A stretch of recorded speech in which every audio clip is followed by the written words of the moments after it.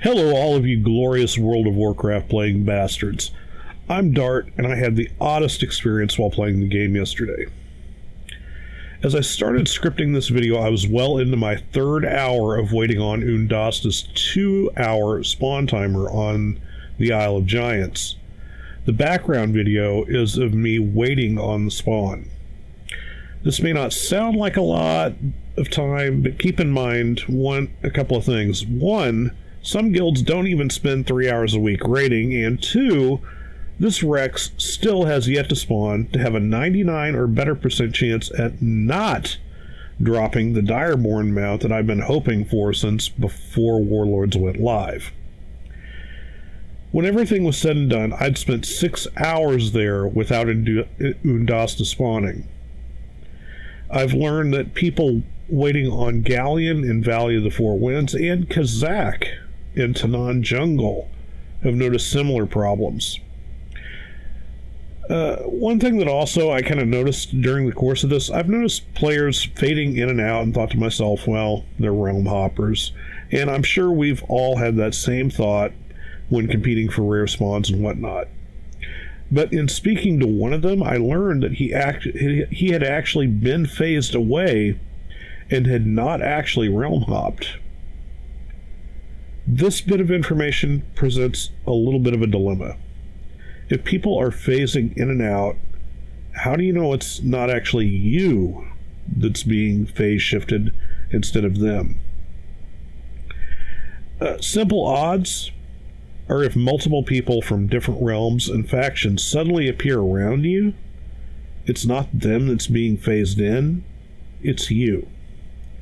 So at any given point, you can be phased away from an active spawn timer and actually miss the spawn you were there for in the first place. All this so that you'll have a greater access to obsolete quest items and profession materials that you may not care at all about. Thank you, Blizzard.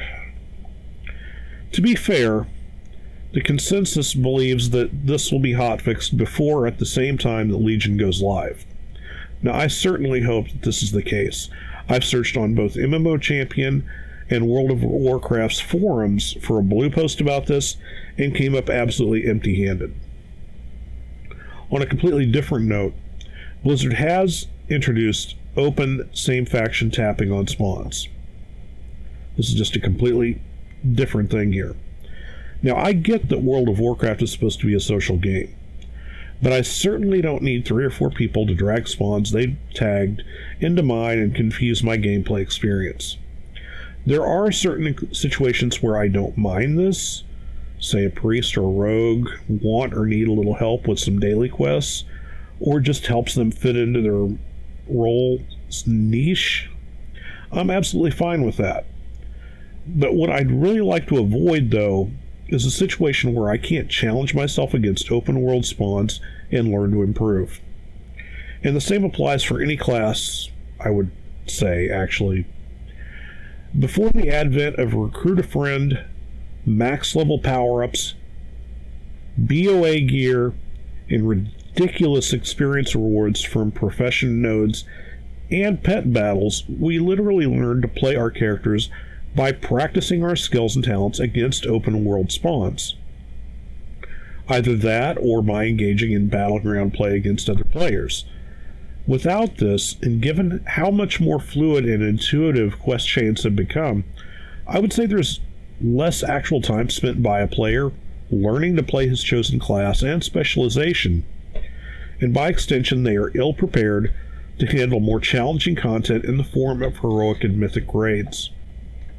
Add to this the introduction of below normal difficulty LFR raids for super casual players, and I feel this opens a huge divide between the lowest ability levels and those of us who do mythic and heroic level raiding.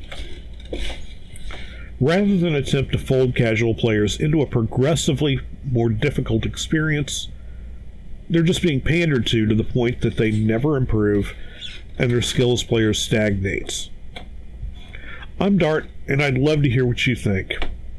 I'd love to read your comments about your own experiences, and I certainly wouldn't mind if you want to like or dislike this based on your opinion.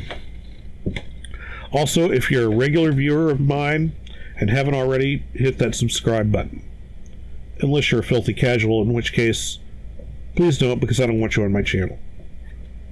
Don't subscribe unless you've downed at least a couple of mythic bosses. By the way, I'm absolutely kidding. I don't care if the only boss you've ever killed is Hogger.